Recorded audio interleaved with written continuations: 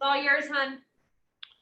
All right, so I am going to share a screen here. Hey guys, let me just share my screen here real quick. I'm going to go through some slides and we're going to have some fun. I love your Market Center. Many of you guys might remember me. I was your bold coach. And I really, with a memorable experience in Denver, I love you, except for this Sunday. The Bucs are playing the Broncos. I will not be rooting for the Broncos. However, after Sunday, I'll love you again. So I'm calling from Fort Myers, Naples, and I've been in real estate 37 years, if you don't know me. And this whole class was really, the genesis of it is what Gary said in June. Now remember, we'll talk about the market here in a little bit. The flow of the class is going to be, I'm going to be doing some talking. And I want you to get out your pen and pencil, lipstick, mascara, whatever you take notes with, because I'm going to be talking about the subject of shadow sellers. And everyone on this call knows at least one shadow seller that should be on the market and not. And in this market, a listing taken is most likely a listing sold. So let me tell you the story. In June, basically, Gary is talking to the top 100, now called the Platinum Group. There's 200, 300 agents on there. And he says, again, this is June. It's like, duh, now. However, in June, when he said this, this was like earth-shattering, right?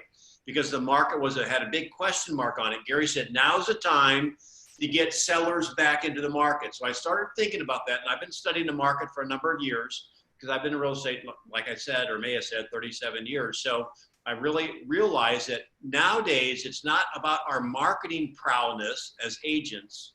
So we don't want to be the marketing expert. What we want to be is the market expert.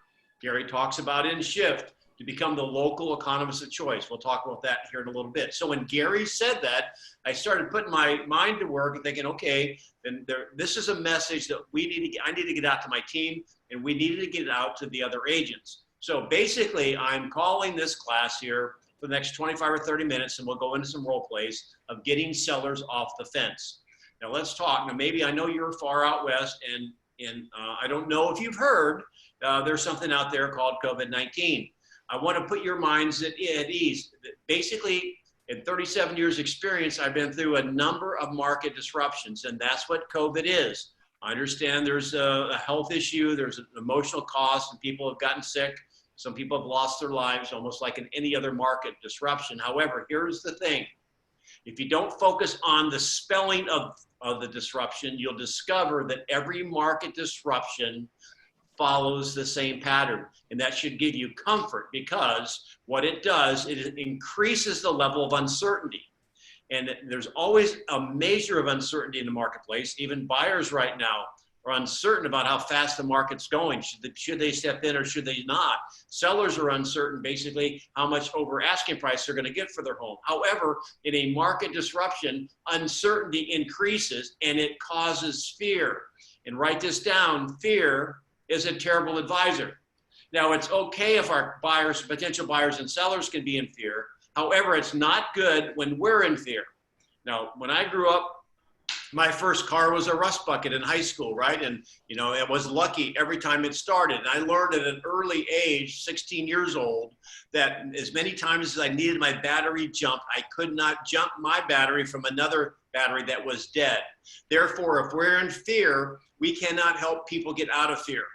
So I trust basically that some of the information that you've already received, the momentum of the market, and some things we'll be talking about here, if you have any fear about stepping out there and helping people, I trust we'll maybe conquer that. Now, one of the decisions we have to make early in our career, and sometimes daily, particularly during the pandemic, is, are we going to be empathetic agents or sympathetic agents? And let me give you a kind of a funny little story to illustrate my point. I can't see right now because I'm looking at my slides of all the agents who possibly could be on this call. Many of you may have had children. Many of you might have children that have gone through their first day of kindergarten. And if you're too young, you might have been a child once and you might remember your first day of kindergarten. Well, people's reaction to that unknown, remember, we're in this uncertain environment. These kids are walking into an uncertain environment as well. And on two ends of the spectrum, one end of the spectrum could be like this young man that somebody said looks like a young Drew Carey. I'll let you decide that. However, he's got a huge smile on his face. He's not afraid to step into the uncertainty. He's got a new backpack, probably a Spider-Man lunchbox, and an apple for the teacher. So that's on one end of the spectrum. On the other end of the spectrum, you may raise what I call the clinger. This kid ain't no way, no how gonna walk into that room. He's hanging on a mom's neck saying, I'm not going in there. Now, here's the point of decision for the mother. Is she gonna be empathetic or sympathetic? The empathetic mom or dad's gonna say, hey, honey, it's gonna be okay. Mom will be right back. Look, you got all your friends in there and you have all those toys. This would be groovy. And by the way, I've got a tea time, so get in there, will you? Okay, so that could be the empathetic mom.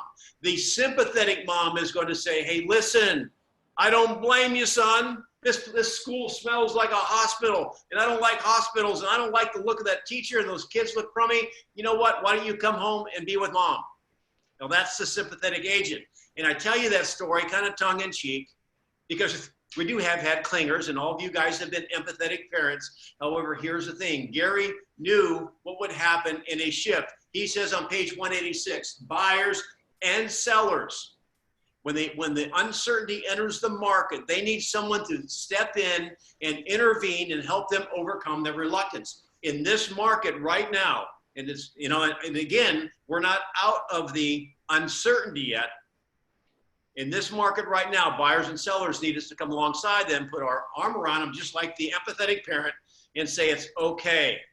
However, you can't do it if you're on the couch. Gary said 20% of the agents went to the couch, or maybe 30% of the agents went to the couch and just punched out of the business. Now, the reason I illustrate this story is because it happened on my team. One of my agents, when March happened, right early on in COVID, my agent walked up to me and said, I just lost my only 2 listings. I said, what happened? The sellers decided to take their house off the market. Why, I asked. Well, because of COVID. I said, then what did you say to them? Get this, you guys. You know what she said? She was the sympathetic agent. She said, I don't blame you. I wouldn't have my house on the market either. Y'all get my point, Vern? So here's the thing. We want to be empathetic because I'm going to give you here in a minute 7 reasons why sellers should be on the market now. And I've been doing this class since about June, and the market's changed a lot in the last 3 or 4 months. And so a lot of this is going to be like, duh, we get that, Denny. So in the market in a nutshell, 2019 was an awesome year around the country. Gary just talked about this at Mega Camp. 2020 started out like it was going to be gangbusters, even greater than 2020. And when you look at it, if you've been in real estate for less than 10 years, there's 2 things that I can tell you. That probably you have never seen interest rates above 5%, and you've never seen a buyer's market, because it's been a pretty much straightward up, gradual 45-degree angle, improving each and every year. However, when COVID hit, real estate sales started in March, April, May, except for the closed sales fell about 40%. At that time was the peak of the unknown, meaning we didn't know what was going to happen, how long, okay? And then Gary came out and said in June, now's the time to get sellers back in the market. And in July, a month later, you know, Gary's kind of ahead of things because he's a thinker. And they are finally said, hey, it's a great time to sell your house. Now's the time to step back in. So it's nice to be part of a company that has a forward-looking leader. Now, I don't know if we were at Mega Camp in the last week. However, as you know, the market's on fire today. It's a seller's market with an asterisk or exclamation point. Homes are selling fast, inventory super, super duper low, and you're getting multiple offers. So that's today. Now, you know what Gary's word was just about a month ago, just about 2 or 3 weeks before Mega Camp. Gary had another prediction. Want to know what it is? You're going to be surprised. Gary said we're headed for a disaster. Now, he went in to elaborate on that just last week at Mega Camp, talking about the numbers in the market, the K-shaped curve, etc. So if you weren't at Market Watch, if you weren't at Mega Camp, you should go back. I'm sure Patrick or the leadership can show you the slides from that and just kind of get an idea of what Gary is talking about. Now, here's the thing I want to say.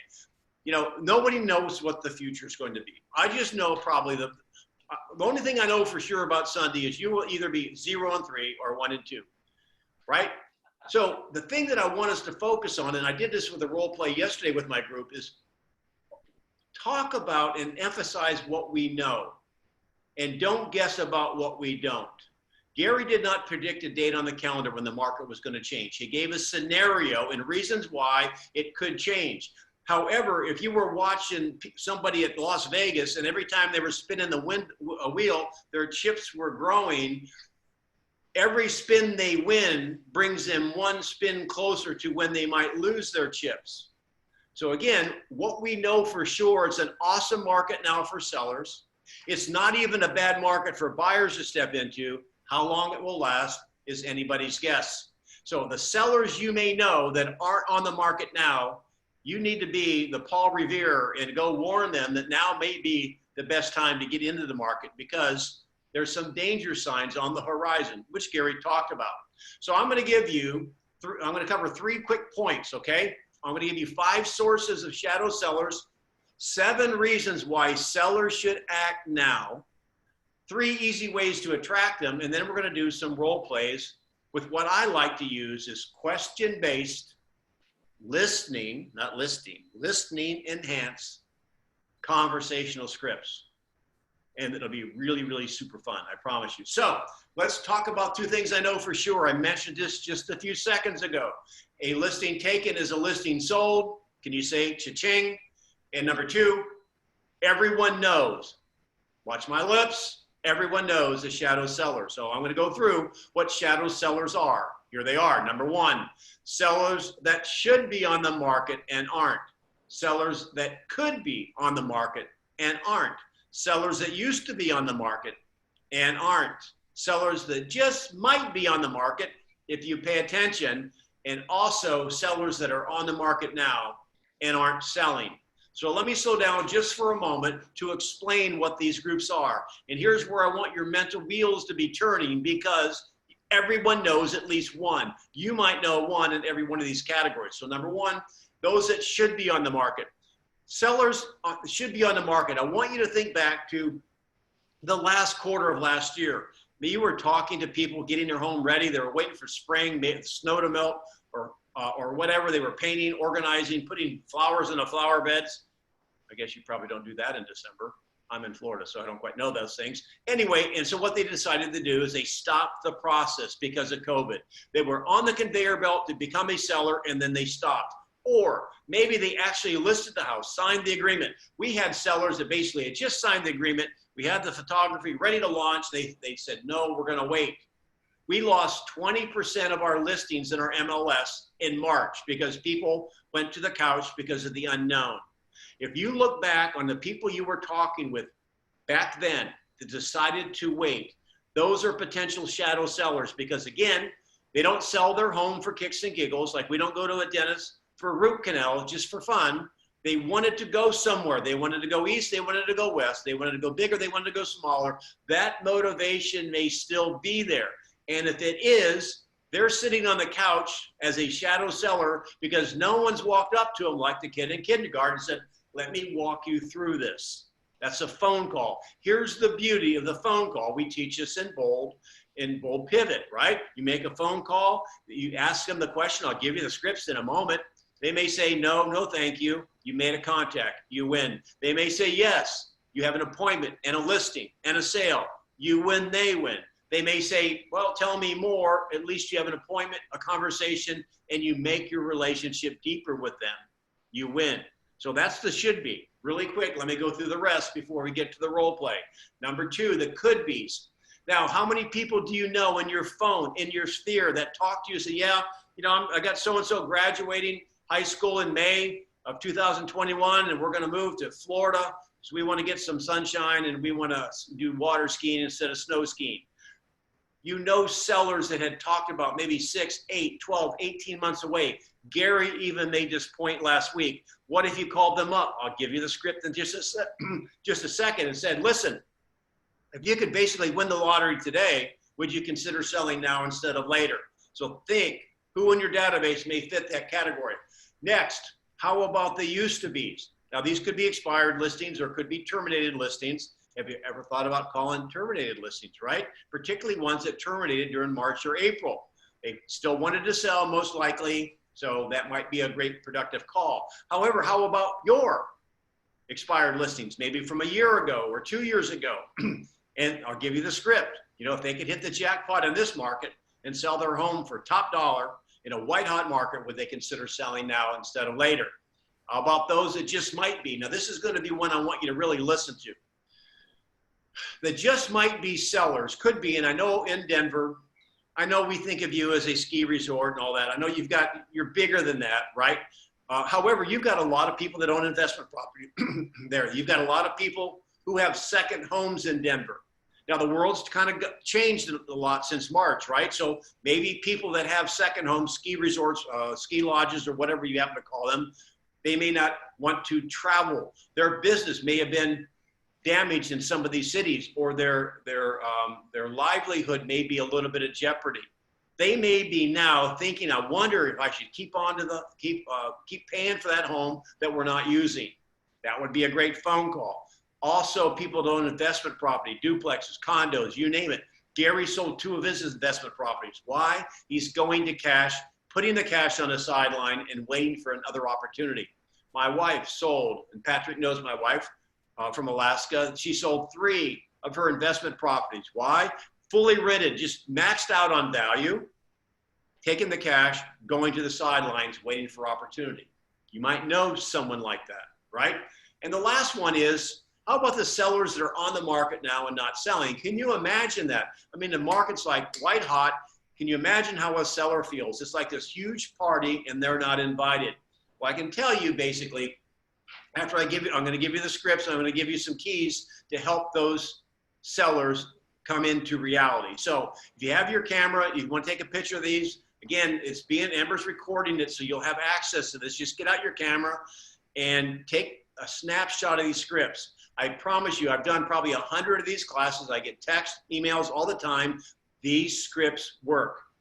Now, what's nice about them is I'm following the bold model. These are generally sphere calls, people you know.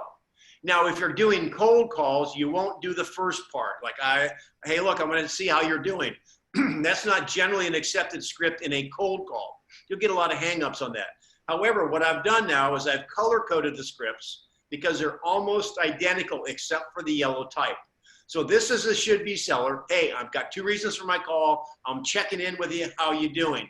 Have that conversation. Care and concern. Well, secondly, I wanted to let you know, hey, look, there's an extreme shortage of inventory of homes for sale, and I wonder if you're interested in hearing the 7 reasons why sellers should be on the market now. One of the agents I talked to today just listed a $1.2 million house with that exact script. Didn't change it at all. Because if they're watching the news, they're not getting this information, although it will start trickling out. I want you to get ahead of it. So that's the should-be seller. How about the could-be seller? This is a seller that's in the future.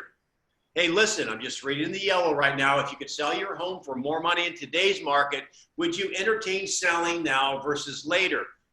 You know, and Gary said this just last week. There are sellers that may want to be in the market through Christmas, through the holidays, through spring, until maybe their son graduates high school. Is it possible, you guys, in this white hot market, they could get top dollar for their home now to a buyer that will let them stay there until their son graduates in May? That would be a yes. So here's the thing. Why not let your sellers have their cake and eat it too? Next, the used to be sellers. These are people that were on the market, either expired or terminated. And the script in the yellow, if you could sell your home for more money in today's market, would you entertain listing your home again? That's a yes, no, maybe. There's no lose in the question. Next to the last one is the just might be seller. This is the one that has that second home or that investment property. If you could sell your home, your condo, your ski lodge, your investment property for more money in today's market, would you entertain that idea? These are very strong questions because real estate is on most people's mind, and a lot of people, particularly when you can, I don't like the word bribe. If you can entice them with like a white hot market and top dollar, like winning the lottery, etc. I use Publishers Clearinghouse, and somebody said to me, Denny, you're dating yourself. Nobody knows what that is anymore. So you get my drift. That's the kind of market we're in. How about the seller that has not sold? You can still call them and with care and concern, and you say, secondly, I'm concerned you're going to miss out on the sudden uptick in the market because we're not positioned properly. Notice the use of words. It's not accidental. When you're working with sellers, it's never a price reduction. We're talking about positioning because it's all about the correct positioning. Then I go on to say, do you know there's 3 outcomes when you list a home? Would you like to know what they are? Now, here's my little bonus to you. And if I can find them, they're kind of rusty in my attic. I might throw in a set of Ginsu steak knives for this. Okay, so this is what I want you to do. This is the most important listing form on the planet. This is the 3 outcomes. When you list a home, there are only 3 outcomes. So if you have a listing right now that's not sold, I challenge you to think about this because number 1, you're not outcome number 3. Outcome number 3 means it's sold. Outcome number 1 is low to no showings. Everything is basically geared towards price. And if you're too high a price, you won't get showings. That means the bait is here, the fish are here. Outcome number 2 is you have showings and no offers or maybe a low offer. Again, that's a minor reposition. Outcome number 3, it sells. Let me tell you guys, I can tell you this after doing this a long time, and I have 2 agents on my team of the top listing agents in South Florida for Keller Williams. We go over this with them, and you notice at the bottom of the form, which I'm going to make available to you, there's a place for the sellers to initial. So on a listing presentation, you go over the 3 outcomes because everything is derived from that. You will no longer be stuck with voodoo pins and a voodoo doll that looks like you from sellers because you're going to tell them there are only 3 outcomes. Then every follow-up call on Monday, it's going to be like this. Hey, it's Denny, it's been a week and we've had no showings. What outcome are we at? Every time I go back and refer to this sheet, you will have sellers come to you and say, I guess it's time to reposition. So anyway, what I want you to do, if you would like that PDF, notice you can put your branding on it. Just go to Denny Grimes Mastermind Facebook page. Denny Grimes Mastermind Facebook page. It might have to put your email address in. And then the good news is I'll let you know about my upcoming classes. I teach a script class twice a week. Anyway, the PDF is there. There's some other cool stuff there. I think copies of the scripts, etc., all free to you. So just go there and get it. Let's talk about mindset. This is the last part I want to talk about because our mindset must be in gear. The next picture is my very favorite one in the whole deck. Are you paying attention? So stop your Candy Crush just for a second and look up. All right, look at that picture. Wouldn't you like to be walking down the street and finding that wallet? And you probably I hope there's no ID in there. Well, unfortunately, there is an ID. You know, I've been coaching Bold for 4 years, and I noticed that some people have a phobia of making contacts, knocking on doors, or even talking to people that are in their sphere on their phone or in their phone. So here's the question I ask. If you found that wallet, would you have any reservation about knocking on the door back when that was legal, or calling them up and say, I found your wallet, can I make arrangements to get it back to you? Everyone says the same thing. No, I would not. Why? Because you're coming from contribution. Here's the mindset issue I want you to lock in your brain because everything starts with mindset. You make care and concern calls to potential shadow sellers in this market, which won't last forever. And by the way, this has nothing to do with Tom Brady, which you'll get to meet next week, right? He said he's the GOAT. This is the GOAT market. This is the greatest of all time market. I've never seen a market this good. It's got all the good and no bad. But here's the thing. That could be the extra equity your sellers are going to put in their pocket because you made the care and concern call to say, listen, there's 7 reasons why a seller should be in the market now. That could be extra income that you make for your family. Hey, Christmas is coming up, right? And that could be the extra money and profit that goes into your market center that basically can pay out profit share and to the other agents and leadership, et cetera.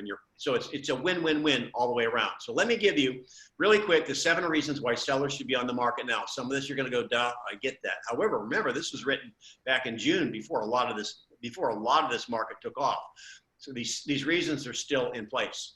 So don't take a picture till they're off there or you'll have 7 pictures. Just wait to the last one. Number 1, there's an inventory shortage. Yes, you know that. Advantage seller.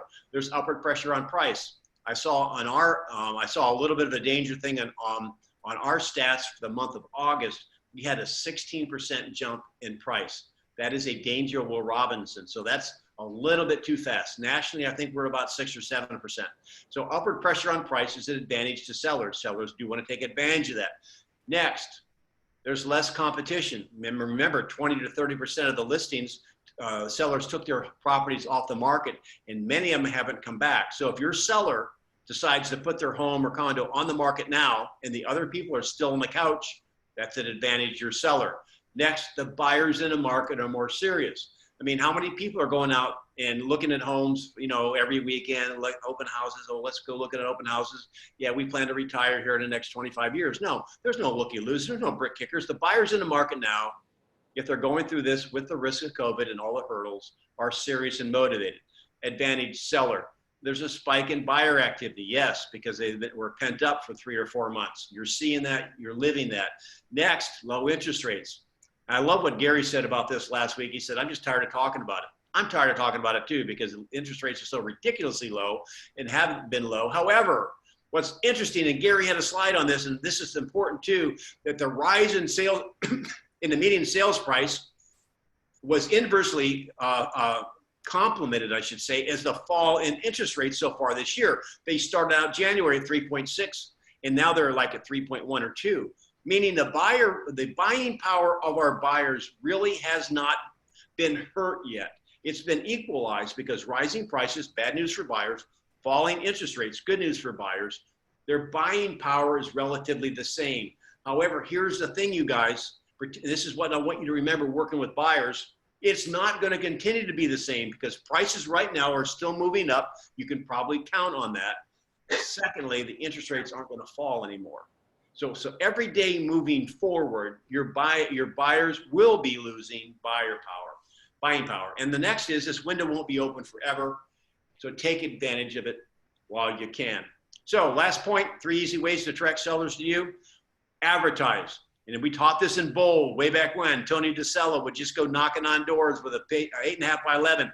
Hey, look, I got buyers. Who do you know in this neighborhood who wants to sell? Well, that's not really cool anymore. Knock on doors unless it might be in your area. So people are using social networks to advertise their buyers. Will it attract? It might attract a potential seller that's not on the market. That would be a plus for you and the buyer. This is this named Guy here. He was in South Florida. After he heard this class, he took that and said, contact me for the 7 reasons why sellers should be in the market now. Beautiful way to take advantage of this market and advertise for potential shadow sellers. Here's another agent, Keller Williams. She's a Gold Coast that basically, Beth, that was her slide that she put on there. And then the next idea is be the local economist of choice. This slide right now, you're going to have a copy of it. I have taken this to heart. You know, I've been on TV now for 10 years, and I do a 3-minute clip on the market, anything I want to talk about, and it's on a CBS affiliate. This clip right here is talking about why sellers should be in the market now, and if sellers aren't selling, they should be getting their price competitive to take advantage of the market. So anyway, one of the agents who heard the class just asked for a copy of that video, and he wasn't even in my market. He posted on a social, or I'm sorry, sent it out to his sellers, and 2 of the sellers called for a price reduction. Anyway, I've got a better idea for you. You're going to have access to the video. Why don't you watch it? Write down the bullet points that I make. Localize it to your market. Then why don't you have somebody record you giving your take on the Denver market? I know you're not Denver proper. I know you're Longwood or something like that. South Metro. Islands Ranch. Where are you? Islands Ranch, South Metro. There you go. I knew it was something like that. Anyway, so maybe you're more of a Tampa Bay fan than a Bronco fan. You're not right in Denver. So here's the thing. That will help you become the local economist of choice. If you had 1 phone call, 1 appointment, 1 listing, 1 sale, would it be worth $8,000 or $9,000? I would think so. Next, this is fun. This is the funnest way to get your database lubed up, because we're leaving a lot of money on the table because we have rusty relationships. So we want to get the rust off the relationship. Patrick, this would be an awesome meeting sometime for you to do. So what you do is you start the meeting and have somebody talk and write down a name of someone basically in your database or on your phone that you basically got out of touch with. You see, when we close on a transaction, we're moving and grooving with the people that we're talking to every day. That's what a relationship looks like if you're talking to them like you should. Gears are well lubed, there's no rust, everything's running smooth, right? However, as time goes by, if you're not making those touches, that's what the relationship looks like. And if you want to be able to get back into that relationship, and I've discovered this through teaching Bold for 4 years, Many people would rather call somebody they don't know because they're too embarrassed to call somebody they know. They don't want to bother them, or they feel guilty because they haven't talked to them in a long time, or they don't just want to talk to them about real estate. I've got the answer for you. I want you to basically give them a squirt of WD-40. And I'm not talking literally. However, I'll tell you what that is. What a WD-40 touch is a touch out of the blue. Meaning you're going to text someone out of the blue and just thinking about you. You know, if they're a football fan, we got a big football game coming up. And I was, you know, it made me think of you because I know you like, you know, you're a former Bronco fan or whatever. Or you might be walking down the street and you see somebody's got it walking a golden retriever, right? And you take a picture of the dog, and you don't even have to have a picture. You can just say, hey, look, had a class, we're talking about great past customers. Made me think of you. How are you doing? That is a squirt of WD-40. I went in this past November, Kristen, my wife, and I went to John Maxwell then in London. And so when I got there, I thought, well, I'm going to practice what I preach, because I had a customer named Dorothy. I had 3 transactions with her, made $45,000 in commission, and again, lost touch. That wasn't our intention. It just happens, right? And then I felt awkward. I said, well, I don't want to feel awkward anymore. So I landed in London. I remember she was from London. I texted her, say, Dorothy, I know it's been 3 or 4 years since we chatted. I wanted to let you know I landed in London. I remember all the stories you said because you guys raised your kids here. And I wanted to say hello, how are you doing? Did I mention real estate? No. And you know what? Almost 4 years I had no contact with her. And actually the last contact I had, she fired me as her listing agent. So there was that like little awkwardness. Well, within a couple of minutes, guess what? She texts me back. Hey, Denny, how you doing? Yeah, go here, check that out. And anyway, so we had about 15 or 20 different texts over the next 3 or 4 days. And I'm still moving and grooving with her texting her. I can pick up the phone at any time. And here's the beauty of this, you guys. There's no reason for you to have any rusty relationships, because you can go and make that kind of a WD-40 touch. And sooner or later, because you're coming from contribution, they're going to ask how you're doing. This is one I sent to a real estate agent in Tampa that I had a good relationship with because of Bold. We would do referrals back and forth. Now, I knew that he was a dog lover. How did I know that? Because I was on his Facebook page. So become a stalker. It's okay to stalk them on Facebook if you want to see what's going on in their lives. So I just said, hey, Paul, Denny here. I'm going to zoom into your meeting soon, or this morning. I trust I'll see you. This is our golden named Tally, short for talent, because Gary says you want to surround yourself with talent. So that's what we named our dog. I remember you're a dog lover as well. Take care. That's a touch, right? So I would challenge you, Patrick, on a sales meeting sometimes. When Kristen and I went around, we had like a 3-hour class on getting your groove on with your database. We would do that exercise, that everyone send out the text at the beginning of the meeting. And then when they hear back from the person, just raise their hand. You will be shocked at what happens.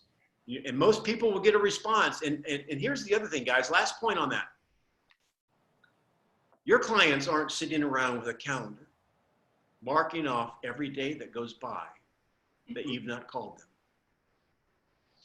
Many times our database is like our dog named Talent. Like I just left my wife and my dog, and I won't see my dog probably till next year because I don't live in Scottsdale most of the time. However, does my dog know how many days I've been gone? Nope. Just glad to see me. These people will be glad to hear from you.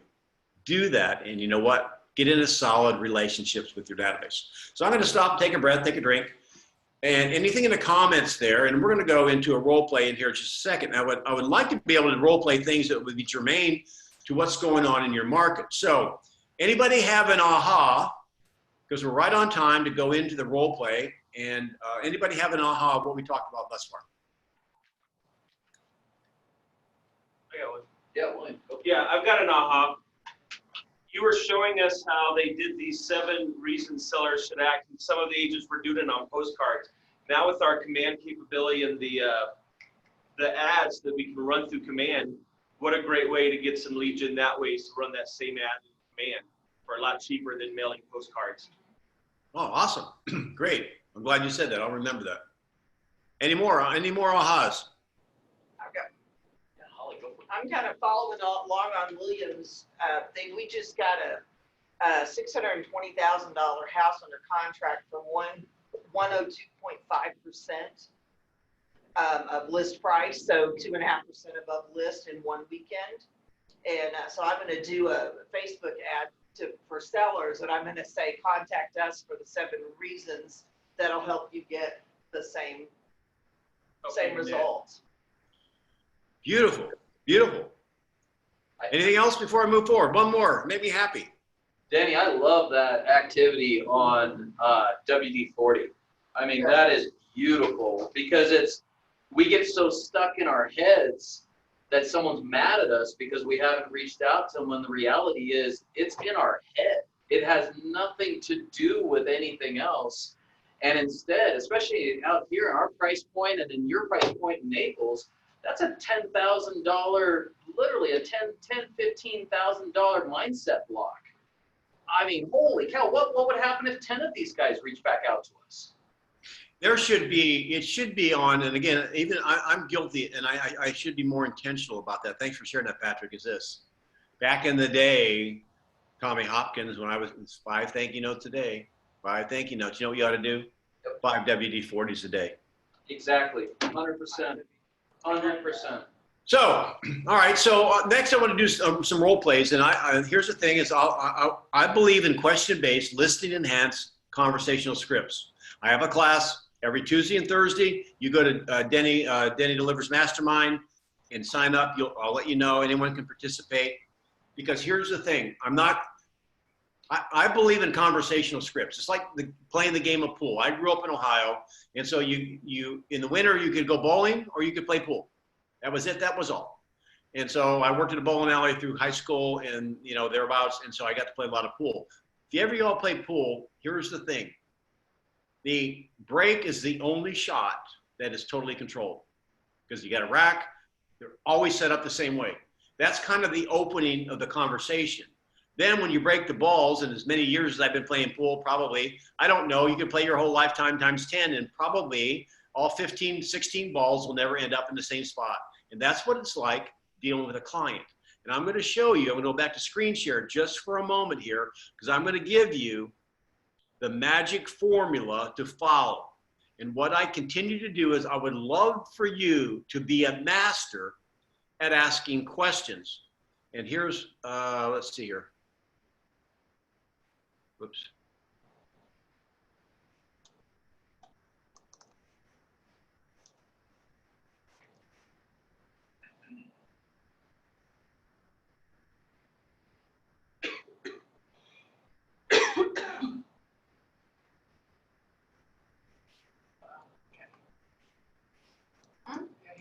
Denny, you're muted.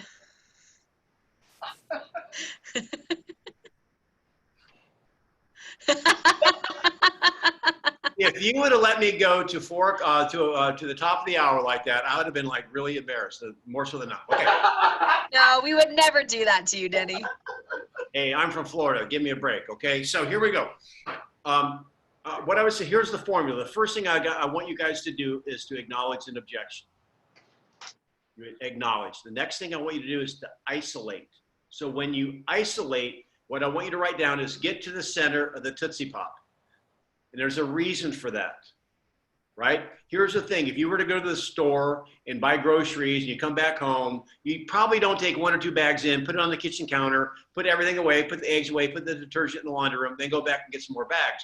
Most people like empty the car first, then put the groceries away. That's unload, then unpack. There's a science in this, you guys, and here it is.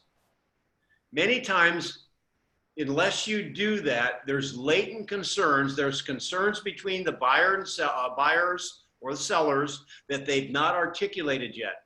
And when they give you an objection, you are like a dog with a hubcap in front of you. You want to go after it. Is it possible they have other things they've not bubbled up yet? And unless you get all that out, you're playing whack-a-mole for the rest of the transaction, because every time you turn around, there's something else that pops its head up. I'm going to demonstrate that here in just a second. You follow this formula all the time. In this class I teach on Tuesday and Thursday is I would like you to get a black belt in questions. Now, there are no bad questions. There are only good questions and great questions. So let me demonstrate that. Who is on? I see Patrick's back. Let's see here. Who is on that I could talk to? Who can talk? Jump on in, the water's warm. It's simple. I won't embarrass you. Is it Jan? Jan? Gone. Yep. Can you unmute yourself just a second? Oh, sure, I'm here. All right, good. Now watch you. Is it Jan or Jan? It's Jan. Jan, that's what most people do when I'm speaking. All right, so here's the thing. Here's the thing. I'm going to ask you a question. I want everyone to put on speaker view. Watch Jan. Now, there's no bad questions. We didn't rehearse this, did we? No, we did not. Okay, so anything could happen. All right, Jan, let me ask you a question. What month were you born in? October. Right. That's an example of a good question. Why is it a good question? Because I learned something. Why wasn't it a great question? Because he didn't. You already knew that. Let me give you another example. Now watch Jan here just a second. We'll see if it turns out. Jan? All right, you have a magic wand. You can be born any month of the year except October. You get to choose. What month would you choose to be born in? May. Now, if you watch his body language, did you see the micro movement of, I'm thinking about it? May. That's a great question. Why? Because he learned something and I learned something. The power of questions in the scripts versus, thank you so much. That was awesome. I'm going to bring you with me everywhere now. The power of asking questions is this. Imagine you're having a dinner party at your house and I call you, say, Jan, listen, I don't know where your house is. I can't find your house. How do I get there? What might be one of the first questions you ask me? What's your address? Well, where am I, right? Yeah, where are you? Here's the thing. Why do we What's go your into location? a conversation with a buyer or seller without asking that question? And one of the first questions I'm going to give you is what I call the meat thermometer. And this is a great question you can ask buyers or sellers. And it goes like this. Jan, let's say you're a seller. Hey, listen, Jan, let me ask you a question. There's no right or wrong answer. Based on what's going on in the market and your opinion of it, do you think the market's working in your favor or working against you? Well, if you're a seller, it's working in your favor currently. Absolutely. All right, well, here's the thing. Maybe the sellers say that. Here, and the reason I don't want here, never assume, because here's the thing. Could the seller say, well, I think it's working in my favor. However, I'm worried about what may be happening with the elections only 40 days away. So I'd rather sell sooner and later. Now, did they give you a little insight into where their motivation may be, where their urgency may be? Same with a buyer. Jan, just role play with me. You're a buyer. Hey, listen, I know you're coming into Denver. Let me ask you a question. No right or wrong. Do you think the market's working in your favor as a buyer or working against you? I think it's working in my favor right now. The interest rates are low. Now, here's the interesting thing. You would assume that he would say it's working against me because inventory's down and prices are going up. However, more and more people answer that way. Now, when he says, I think it's working in my favor because interest rates are low, that helps you understand then, well, then you do want to take advantage of the market while the interest rates are still low, don't you? Right. You see, when you ask the questions, you make them think, and now you have a roadmap to follow. So, thank you so much, Jan, on that. So let's go to what kind of objective. Danny, that was great. That's just to let you know as far as my point of view. I really like that role playing because that's one thing I think as far as us. I've been doing this for 24 years. As far as us as agents, I think one thing we do fail is getting to that point. We automatically assume as agents. Thank you for saying that. And you're absolutely right. You know, I've been doing this a long time too. And here's the thing, and this class has helped me. That's why I love that script class that I do, which is free, by the way. It's go to Denny Grimes Mastermind. You can sign up for it. Is that we continually go over and over and over. There's a degree of training one has to get to be, instead of going to be reflexively telling is selling, selling is pushing. Questions are leading people. And our job is to help people get, you know what the most crowded state in the nation is, don't you? It's called the state of denial. And if they're going to be deep in denial, the only way you're going to find out is ask the questions in order to lead them. One more thing that I'm going to, before the role play, that I discovered by teaching this class. There's a bold law. Who knows who can complete the end of this? Logic makes them think. Emotion makes them what? Patrick, come on. Act. Act. Act. Logic makes them think, emotion makes them act. However, it cuts both ways. Logic makes them think, emotion makes them stay on the couch, meaning they're not acting because they're in fear. And what we have to do by a series of questions is we can ask great questions that make them think. And when they think, they have to articulate that. And when they articulate it, it goes from emotion to words. It comes back into their ears as logic. You see what the process is. And many times when you have a great conversation, ask great questions, they may look at each other or may even say to you, I can't believe I just said that. That makes no sense. Why? Because they stripped the emotion away and looked at the pure logic. There's 7 reasons why a seller should be in the market now. There's not one good reason why they shouldn't be unless they don't want to sell, yet fear will keep them paralyzed. So questions are basically moving the tumblers to unlock them. So I would like to be able to do two quick role plays, one from a seller, one from a buyer. And the buyer role play I'd like to do, are you dealing with multiple offers, you guys? Yes. Yes. Yes.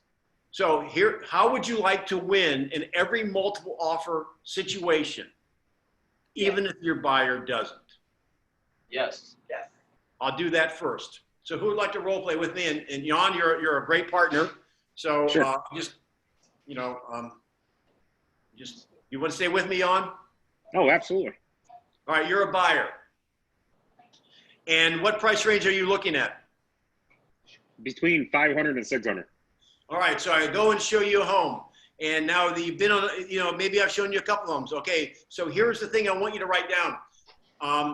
In the sweet spot market, and you know what's a sweet spot? This is a market that's going like this, right?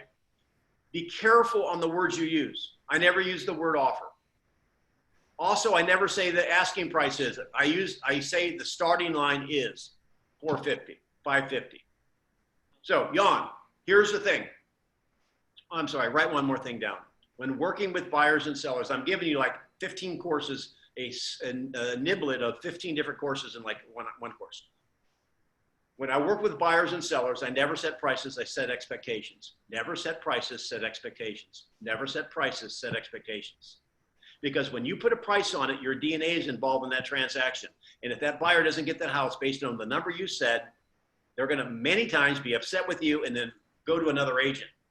So I'm gonna role play this, how you would do this with Jan. Jan, basically the home is on the market at $575,000. It's been on the market one day. Is this the house you wanna own? 100%. All right, now, awesome. Then let me ask you, I'll ask you the meat thermometer. Do you think the market's working in your favor or working against you? I think the market's great right now. The interest rates are great, and it gives me more affordability, gives me more buying power. Okay, how do you evaluate the market from a seller standpoint? I'm sure they're going to get multiple offers, and we need to come in at a best price. Now isn't he cooperative? I wish I could can him. So let me ask you this. Now, do you have buyers asking you? So ask me what a buyer would ask you about what they should offer. Jan, what should we offer? You Well, have that all the time. That's just number one Okay, question. so, got it. So here's the thing I want to know, Jan. You want to make offers or you want to own the home? I want to own this home. So the reason I say that is now this home is on the market. You know the market's moving fast. You saw it, you like it. What's the probability somebody else saw it and liked it? A very high probability. So you want me to give you the best advice? Yes. Offer the most you're willing to pay for the home. Bet if you lost it, you wouldn't lose sleep over it. The starting line is for a 575. What's the most you're willing to pay for the home? 600. Got it. Now here's the thing, you guys. You got to probe. All right, Jan, I understand 600. Let's assume now that you lose the home and you find out later that it sold for 600,500. How would you feel? I feel terrible. Why? Because I lost it over $500. Well, then that wasn't your best, then, was it? No, it wasn't. You're right. What's the best? Just going back to think about it, maybe even 615, 610. What's the number? Because you're only going to get one opportunity. This is not a tennis match. You will not get a counter. You will get a yes or a no. You know, let's just go in at 625 max. 625. Now, 625. guys, don't overthink this. I understand appraisal. Get out of your own way, will you? Sometimes the buyer would rather have the house than worry about the appraisal. Worry about the appraisal after they have control over the house. And stop doing escalators. That's almost a guarantee you're going to lose the house. Now, we'll talk about that if you want to. Escalation clauses. If You know, Denny, you just brought up a good fact, a good point there. I do about 90% of my business is listings.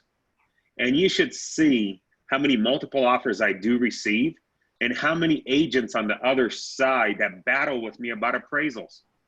It's just amazing how I'll have 10 multiple offers, and out of those 10 multiple offers, 8 of them will tell me, well, you know, the property won't appraise. That was a good point. That was a good point right there. Thank you. I'll be here all night. So here's the thing. So don't use escalation clauses. Here's the thing. Jan, you said 625, right? Right. What if you find out it sold for 625, 500? I'd be okay. You got to get to that point, guys. Never give them a number. And I know a lot of agents. I had an agent come up to me, Patrick, and said, and there she was in Alaska, in Anchorage, and the last 3 things my buyers didn't get it. You know why? Because she was thumping her chest, attempting to help her buyers get it for the least amount possible, and they were losing everything. Let the buyer set the price, because they want a home, you know, and they'll be happy with you if they get the home. So 625. So if it sells for 625, 500, you're okay, right? I'm okay with that. Absolutely. Now, agents, Jan, you've got 20 plus years experience. Patrick, you've been around. The other agents on this call. Now, if they don't get the house, do you have any fingerprints on that? No. No, you do not. No. That is the only way you're blameless. Now, we're not done yet. You got to cover the other side. All right, I've got one more question for you, Jan. Let's go get about buying this house, okay? Let's say you win the bidding, the auction. It's a sealed bid auction. You win at 625. Congratulations. This is hypothetical because you may not win. Let's just say you do. 2 months after you move into the home, you're at Piggly Wiggly, and you see the seller in front of you, and he doesn't recognize you because he's 2 people in front of you. And this is what you hear the former seller say to the cashier. Gosh, you wouldn't believe this market. I listed at 575, had multiple offers. I mean, I had an offer at 600. Then all of a sudden, somebody came in at 625. I mean, $25,000 higher than the best offer. Like, this is a gold mine. How do you feel? I feel great. You guys, now somebody tell me why you would ask that question. Why do you cover both ends, winning and losing? Because you don't want them to be upset with you after if they find out that they paid considerably more than they might have. There you go. Because here's the thing, and this is recorded, you probably won't get this on the first go around. Here's the thing, this is a script for a buyer. What's the greater pain, Jan? You offering less than you're willing to pay and not getting the house, or offering more than the seller was willing to accept, or higher than more than the best offer and getting the house. Which one is the greater pain? Not getting the house.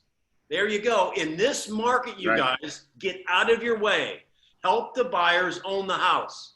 Quit this appraisal talk, because most of the buyers that I work with that have the cash, the appraisal doesn't mean that much to them. They'll add the cash to do it, because based on the way the market's moving, if they don't get that house, the next house will be that plus something. Yeah. Now, any ahas on that? Well, just what you finished with. The next house will be that plus something. Right. So if their highest was 6, but they maybe could have toyed with higher, you got to get that out of them, because the next house is going to start at where they left off. Exactly. And I want to piggyback on your don't do escalation clauses on our house that we're under contract with, our listing. We had 2 offers that were $3,000 apart, and one had a $20,000 appraisal gap, the other had 10. One was an escalation clause with a bigger appraisal gap, plus they were coming with more down. We thought it was the stronger offer. We sent the counter back so we'd have a clean offer at that. They didn't sign it. The lady freaked out about having to go to the top of her escalation. And then when we ended up going with the other offer. So that agent did not do a good job with their client. And we almost bid it over it. Well, you know, the escalation clauses, Jan, you do a lot of listings. Some of you also in there may do listings. You get multiple offers, multiple escalation clauses. And is it based on net? Is it, you know, how are you doing it? Here's the thing. And if I were a listing agent, Jan, I'm talking to you because I just know a little bit more about you now. You do a lot of listings. If I were in that market and I had an offer with an escalation clause like Jan, let's say Jan was listed for 600, you know, have $1,500 over the best offer up to 625. You know what I would do? I would go and counter at 625 if that was the best offer. You don't have to have another offer to substantiate. Just go counter. Right. I would counter at 625. And I would go to Jan. This would be my script to the other agent. Jan, you're not the buyer, you're the agent. Hey, listen, we've got multiple offers, but my seller's going to counter you first. You're at 625. All the other terms are okay. If you want it or not, let me know. If not, I'll go to 2. That's exactly what I would do. And give them a short timeline. Yep. If you guys give me a response within 30 minutes to an hour, we'll proceed forward with your offer. Or if not, we'll go to offer number 2. So if there's agents on this call that think that they can only counter at their max in the escalation clause based on another offer, well, I can't go higher because it says it's $1,500 better than the other offer. No, you don't have to wait on another offer. You can counter anything you want. And Danny, you know what the best part is? As an example, I could get 10 offers on a listing. I could get 10 offers on a listing and get 15 offers on a listing and whatnot. Out of those 10 agents, out of those 10 offers, probably 5 or 6 of those offers came in blind. An agent won't even call, text, or communicate with me. It just comes in over my email. They don't even know if I received the offer or not. Yeah, I mean, it's crazy. It really is crazy. Right.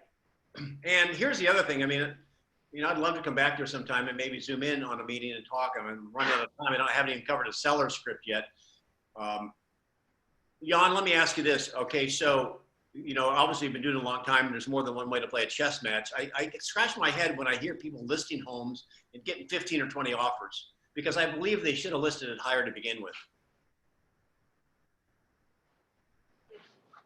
So there's a couple of, you know, obviously when you take a look at it and you take a look at their home, there's always different, you know, there's always different plays on that particular listing. And when you are getting such traffic, I've seen it where I've listed homes below. Obviously, you're looking at comparables and you're listing it below comparables. I'm selling it for a higher dollar amount. If I listed a little bit lower, I sell it for a higher dollar amount than I would sell it if I was listed for a higher price, just because just depends on that price point. If, as an example, let me give you an example. If I could take a listing and I could list it at 450 or I could list it at 460. At 450 is going to be below comparables.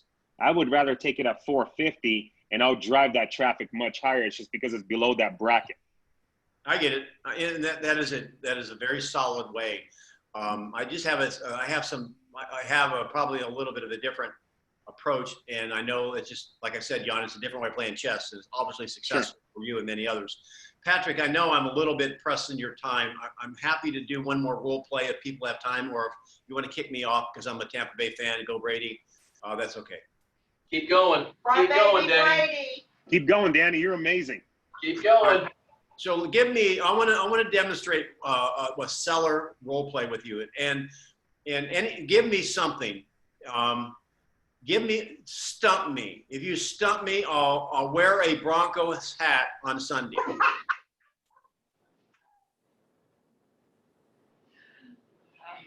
Give me a seller situation, and I will model it through the formula of acknowledge, isolate, answer, and close.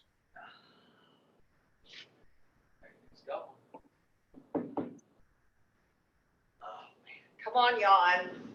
What do we got, Danny? So we want to do like a seller scenario, as in let's say we're at the listing table. What might a seller say? Denny, you know, based on these times and just the economy right now, I'd like you to shave off your commission because I know the agent down the street's willing to do that, and it's really going to help out my family if you can do it for 1% versus 5% or 6 versus 6%. So would you be willing to do that? And I'll sign with you right now. All right, who's talking to me right now because it doesn't show up? It's Patrick. Oh, Patrick. Okay, because I just see your back. Okay, Patrick. Now, so the formula is acknowledged. I mean, although you probably want to drop kick them, you don't. I understand. Then you want to isolate. So other than the fee, is there any other reason you wouldn't do business with me today? Now, I'm going to stop just for a second before he answers that. Quit answering questions that don't mean anything. If he's not going to work with you, just leave.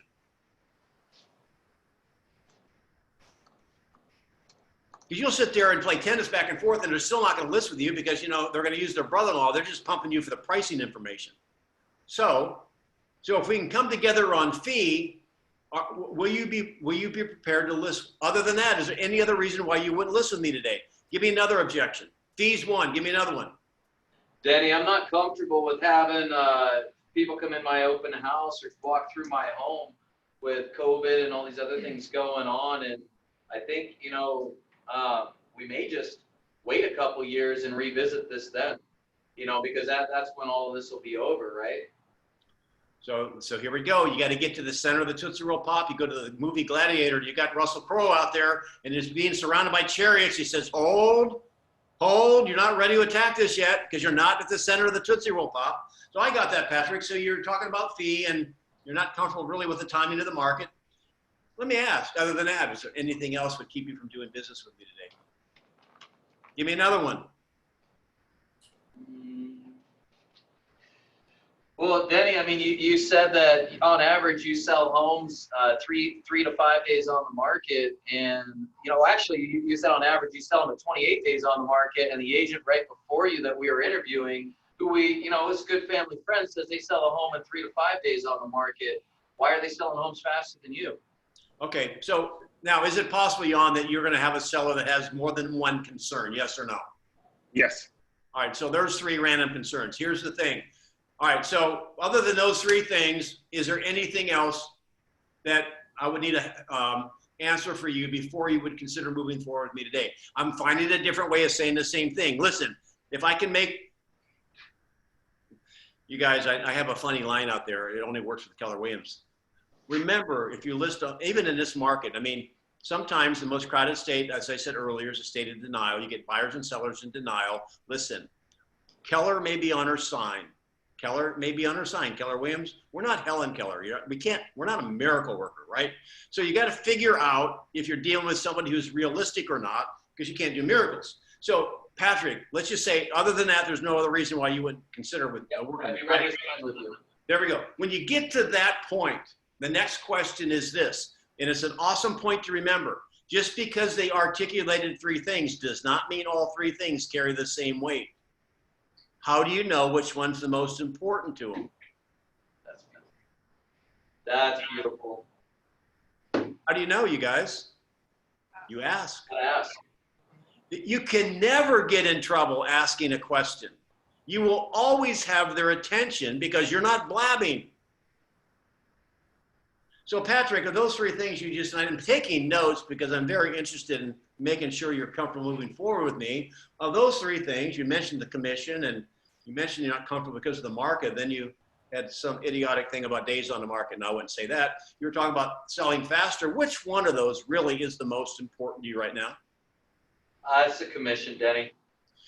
Here's the thing, it's the model. Now, not every time will they, sometimes they'll say they're all 3 important. That's what I mentioned. However, more times than not, the first thing they mention is the most important. Now, what's your aha then? You may never have to address the other ones, right? Right. So, okay, so I'm going back to that. So let me ask you then, Patrick, then if we can come together on fee, would you feel comfortable moving forward with me today? Yeah, I think so, Denny. I mean, if we come to an agreement, then let's go. What I've just illustrated and I'm going to go into a series of questions so you know how to handle this. There's, again, Jan, you've got a lot of experience here in the room. There's more than one right question. I'm just going to play my chess match. Now, what I just illustrated, though, was acknowledge and isolate. Get everything down. Now, then when you get the laundry list, now if they give you 10 or 15 things, refer it to Jan. You don't want to work with them, all right? So other than that, when you get the list, That's called they don't pass your life is too short test. You refer them to another brokerage firm. That's right, exactly. So when you get several things, ask them what's the most important. It's magic. Now, again, if you're dealing with a couple, you want to make sure you're hearing both of them because, you know, it's the silent one that kills you. So, all right, so let's talking about fee. Now, I remember what you said, Patrick, that you were talking to someone and they were 6 and they offered you a discount of 1%. Was that right? Yep, that's correct. Never deal with a commission objection until you have a number. All right, you got to have a number. You've got to have the delta. Now there's 1%. So, all right, so let me ask you then, now when they decided to cut it 1%, did they discuss how they were going to do that? Are they taking the 1% off your side, the listing side, or 1% off the buyer side, or splitting? They didn't say that at all. They just said they'd give me a discount. They didn't tell you? No. Were they supposed to? Well, I mean, do you think it would help you if if basically your house is not competitive on the market with your competition? Meaning, if an agent were to sell a house down the street, they make more money than selling your house. They didn't tell you that? No, they didn't mention that at all. Every time they will do that. Now, again, I'm just raising the question mark in their mind. Now, we can assume, what I say about assuming, don't assume that maybe they're taking it off theirs. However, they could go, using your example of 5 and 6, they could be 2.5, 2.5. Now, I'm not going to exploit that point yet. Have I not raised a question of doubt in their mind just for that question? Yeah. Yeah. You're causing me to think, and we're role playing. Right. Okay. So then let me ask you this. I'm kind of curious. Now, I am totally playing Columbo here. I already know what I'm going to say. This is part of the Columbo, meaning I'm thinking, I'm acting like I'm thinking. I'm looking at my notes and I'm thinking, so, okay, so let me ask you then. That's interesting. I'm curious, what's more important to you, Patrick, what you net or what you pay in commission? What I net. So if you netted more money, commission's irrelevant. Would that be true? Yeah, I mean, as long as, I don't know, I mean, I'm not trying to be greedy, if I net more money, the commission doesn't matter. Well, we talked about, and now you might refer back to your listing presentation, all this other stuff. You could see that, obviously we're very valid here. And here's my concern. And you can exploit, you can talk about the things you do, days on the market, all this other stuff if you want. I'm just going to attempt to make this kind of put a button in it because we're overtime already a little bit. So let me ask you then, I'm a little bit concerned. You're saying that that other agent came in and was going to charge 6, you asked for a discount of 1%, and he gave it to you, right? Yeah. So let's just assume that he's taking it off his side. So if he's charging 3 and he's taking 1 off, he's taking a 33% discount, right? Yeah, I guess he is. Well, I mean, I know him well, so I figured that's probably just, the relationship. well, if it was the relationship, why didn't he offer you that right off the bat? Great question. It is a great question. So here's what concerns me. Do you know why? Would you want your agent to be kind of a strong negotiator when it comes to an offer? I mean, even in this market where they're maybe selling over asking price, would you want them to negotiate to put more money in your pocket? Yeah, get some after the net. Right. So you just basically are considering hiring an agent that was willing to take 30% of his income away for himself just because the question was asked, do you think they'll stand up like I would and fight for your equity if they're willing to give their own money away? Haven't thought about it like that. So Jan, how do you deal with that? What questions would you ask? Because you've been doing this a long time. I would do exactly the same thing. I go, if I let my, and it's funny you just mentioned that, Denny. I did a seminar in the early 2000s in Vegas, and they brought that up. They brought up the exactly same thing, and I got to tell you, I've been using it ever since. If I let my commission go just as easy, how do you think I would protect your equity when it comes time to negotiating? Right. And I use the same exact script. And Very similar. It doesn't always work. I mean, but when I was dating back 100 years ago, I'd walk up to the young lady and say, "What's your sign?"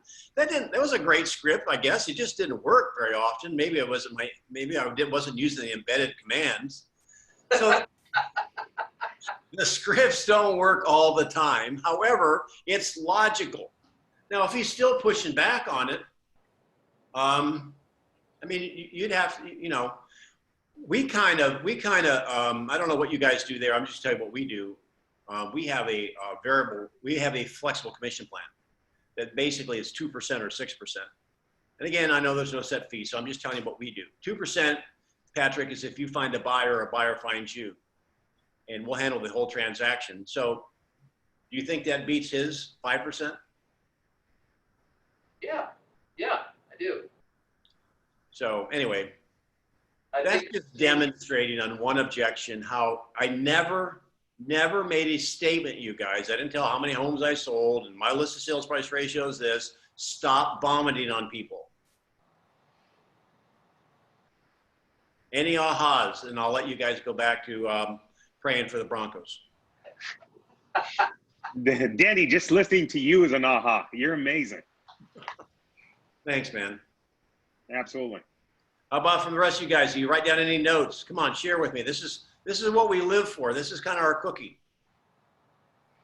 This has been huge. I mean, we could have used some of these questions on. I mean, we used some of them, but yeah, we had a lot of those same coming at us repeatedly on this earlier listing. Like they talked to 4 agents and were coming at us with all kinds of stuff. I mean, we were coming down on our listing because of there was friendship involved, but you know, we didn't come down to where they wanted us.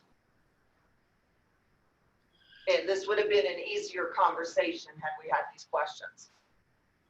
Well, I think, yes. I'd encourage you, there was a note on the chat, Denny Grimes Mastermind is not a URL, it's a Facebook page. Go, and my classes are Tuesday and Thursday. There'll be one tomorrow at 1 o'clock Central. Yeah, I'm sorry, 1 o'clock Eastern, I'm Eastern time. And I've been doing it, it's awesome. People, I mean, I have people that have been on there like every time I have class almost for 3 months. This is not something you go and you get, you know, it's like who's watching Cobra Kai, right? That's the new TV series, Karate Kid. And it's like karate. You don't go in one lesson and get it. You have to go to master this. You have to work on it over and over again. And it's a strategy. And what's interesting about it is you don't have to memorize a lot of stuff. If I want to get to your house and I call you and you ask me, well, where are you, Denny? I'll give you directions. Once you find out where they are, the questions are automatic. They're just logical. And there's a couple tools, like for example, every decision a buyer or seller makes, there is a potential downside to it.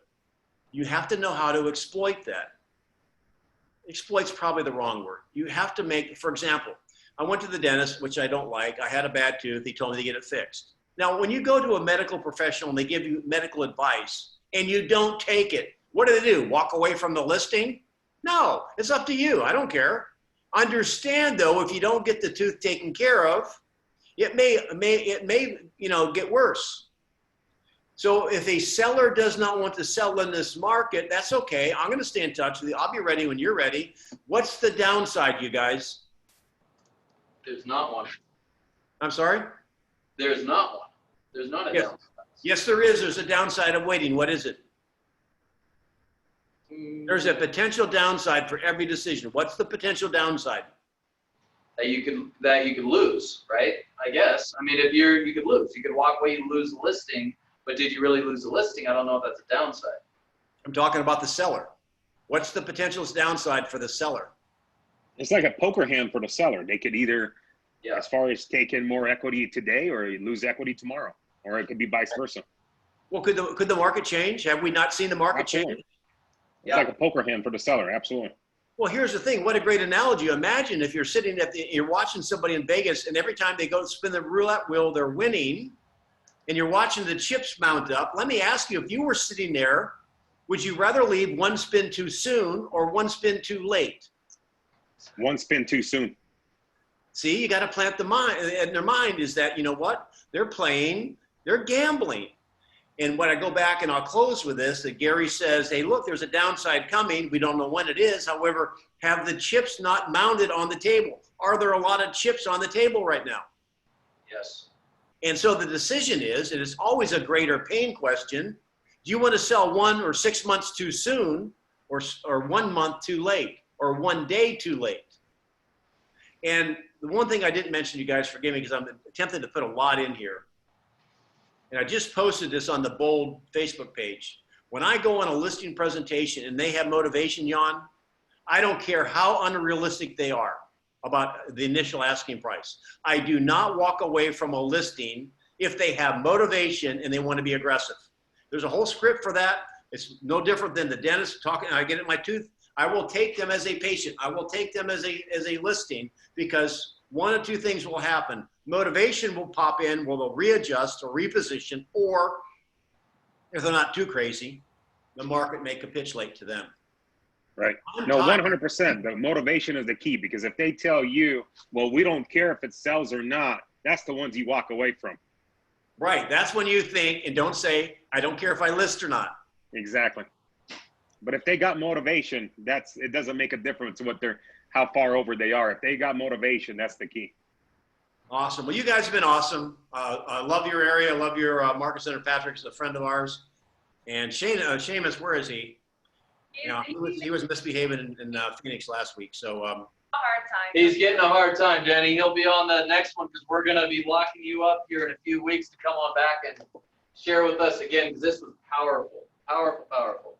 yeah, I like coming in. Jan, you were awesome, man. I didn't know I had a rock star right front and center. So thank you. Denny, thank you. And Denny, I wanted to share something with the group as well, what really works for me really well.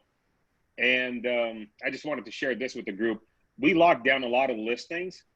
And as far as in all my listing contracts, I put in there, so I make it really simple. If the seller doesn't like me, they could fire me.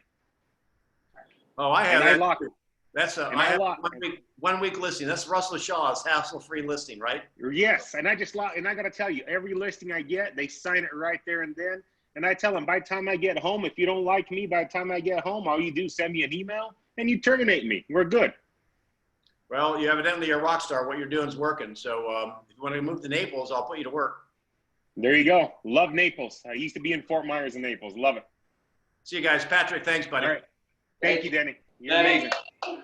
Thank you, guys. Awesome. Okay, Patrick, I need you for